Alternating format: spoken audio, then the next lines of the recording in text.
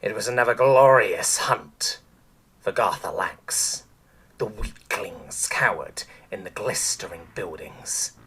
He looked down upon the Saracens, whose artistic stylings in their architecture further confirmed their inferiority as a species. Today, he and his brothers would show these dregs the true power and glory of the Jevraxian Empire. The plasma coils thrummed with their sinister energy, and a burning ball of plasma was hurled at the nearest building.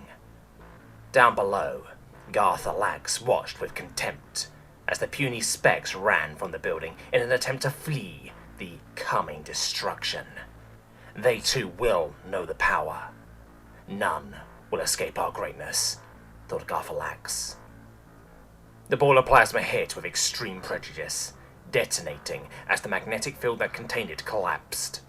The explosion created a massive hole in the building as burning debris ejected out in all directions. Garthalax could almost hear the screams, relishing the thought of their terror in the face of certain death. The building shifted, then collapsed on itself. Truly pathetic. Their architecture cannot even stand one blast from an auxiliary cannon. The remaining buildings were toppled in a similar manner. Each collapse filled Garthalax with great pride and bloodlust. Soon, he thought, soon the hunt will begin.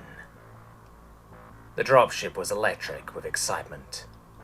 Every Jevraxian continued to polish their weapons, their armor, and most importantly, their pride.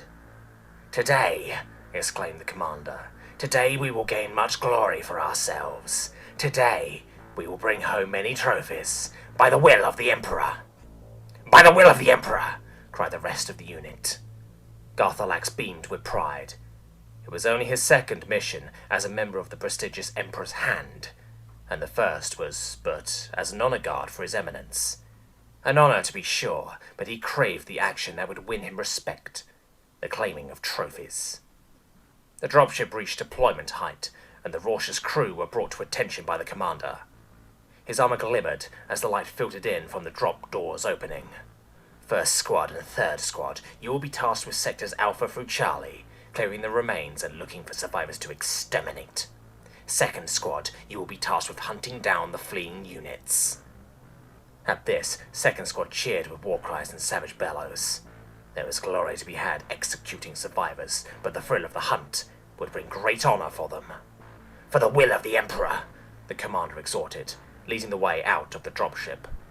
The grav beam slowed their descent as they fell towards the ground. All 144 units deployed, and, in a line formation, the three squads marched to their respective assignments. The commander led second squad out into the neighboring forest, where Garthalax lost sight of them. The sweep of the remains was completely uneventful. Not a single living being was found among the wreckage. The presence of medical goods and sickly corpses told the squads that this was a medical facility. The squads were at first despondent, worried that their enemy was so weak that they were all killed by the bombardment. Then, they found tracks leading out into the neighboring areas, and a sense of excitement and bloodlust filled the soldiers. A hunt was to be had. Checking in with the commander, he authorized them to hunt the survivors, and so they marched into the woods. The canopies of the forest were thick, so much so that almost no light pervaded through their foliage. The lights the units used allowed them to sweep the area in relative ease, but they found no survivors, only more tracks. A few of the soldiers became impatient and broke rank to chase down their prey. The squad leaders allowed this, and the rest of the unit took off in their hunt. Garthalax travelled no more than 200 meters when he heard a cry of pain over the comms. Then another. The squad leader called out for a report, but no reply came. A few moments passed, and the squad leader ordered the group to form up and continue their sweep correctly. The group returned to find that 3 soldiers were missing. None of the others had seen anything, and there was no reply when a comm check went out. The squad leaders called for the unit to set up camp while they waited for the return of the missing soldiers. The unit set up their bubble shield and set about building their camp. Food was eaten, and the darkness of the forest became more palpable as the planet's star disappeared from the horizon. The next morning, a report came out for the other squads. 3rd Squad had lost soldiers on a patrol, and 2nd Squad reported movement on their perimeter. The commander seemed angry, and he admonished the squad leaders for allowing their pride to overcome their common sense. He ordered the unit to take more care and to continue their hunt. Little did any of them know what the day held in store for them. They were immediately greeted by what appears to be treacherous terrain, some soldiers falling to their deaths, and others contracting maladies from sticks that penetrated the soles of their boots. Upon further investigation, these seemed to be the result of intentionally set traps. Movement through the forest crawled to a snail's pace. The nerves of the soldiers became frayed, and slowly they knew terror. Despite their caution, traps continued to claim soldier after soldier. The potency of the traps became more severe, expanding their range into explosive traps and mines. Not only did his squad have to deal with these machinations, but after hearing an explosion rumble in the distance, Garthalax knew the other squads were being subjected to the same fate. He realized at that point that they were not the hunters anymore, but the hunted. The day was nearing its end when a blooded soldier limped towards the squad. The squad leader came up to him and asked what had happened. The soldier looked at him with horror and said, "It's a monster. I have never seen anything like it before. He moves so fast and quiet. The commander..." He trailed off. He seemed to shake as every fibre of his being tensed in fear. The commander died in one massive blow. I was left for dead as the monster went on to slaughter the rest of the squad. I was the only survivor. The soldier began a fit of coughing, blood coming out in coagulated chunks until he stiffened and went limp. The hushed murmurs around the group were dripping in fear, and a panic was starting to rise. The squad leader looked pained, then said, "All right, we may camp now. When the light returns, we retreat back to the dropship." His admittance of defeat was shocking but well received. So camp was made, and tensions were high. Garthalax had never known fear such as this. It was the middle of the night when they heard the screams. The intercoms were filled with horrifying sounds of carnage coming from the 2nd Squad. Garthalax turned off his comms only to hear echoes from within the woods, sending shivers through him. Then, all of a sudden, the noise stopped, and a horrible silence fell all around them.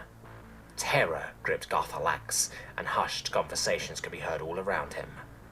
The squad leader, with a hint of terror in his voice that was being held back, ordered the soldiers to be quiet. None of them slept as the night wore on. Finally, some measure of light filtered in through the trees, signaling the return of day.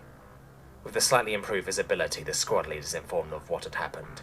Reports of an unknown sapient species had annihilated the 3rd Squad. And so they moved out in retreat. The once indomitable squad was reduced to terror. Never in the history of the Empire had the Emperor's hand failed, and yet they had been slaughtered here. The retreat was hampered by more traps, which ignited chaos within the squad's fragile mentality. The retreat turned into a rout, and the soldiers broke rank. A mad dash to the wood's edge threw caution to the wind. That's when Garthalax saw it. A figure chased after the terrified soldiers. It ran and leaped with an unimaginable ferocity, and it took down soldier after soldier with extreme prejudice. Garthalax saw light through the trees. He was almost back. The dropship's gun could wipe out the terror that chased him. Reaching the edge of the forest, he looked for the dropship in the evening light. What unsettled him the most was that not only was the ship not there, but there was no one else there either. He looked back at the woods when he saw it. Standing right in front of him was the monster. Boo. Garthalax fell over backward, crawling as fast as he could away from the monster. His long dark hair was tied behind it, a scar cut across its face, right along its left eye. His body was surprisingly lean, with 2 small lumps that caught Garthalax's eye. His was a reptilian race, but he had heard of mammalian races. His eyes bulged when he realized that she was a woman. He snarled, hating her. How dare a woman threaten him, he thought. Who did she think she was? Her scowl deepened, and he remembered his fear. She was, after all, the being responsible for all this destruction. Why? She asked. Why would you attack a hospital full of the elderly, the sick? What evil possessed your commanders to attack the defenseless? A vermin is a vermin, sick or not, he spat back. Her face contorted in what he thought was disgust, for she replied, Vermin? Vermin? Among those people you murdered were doctors and nurses. Caretakers and assistants, people dedicated to end suffering. Yet you come here with your violence and bigotry, and you have the gall to call them vermin.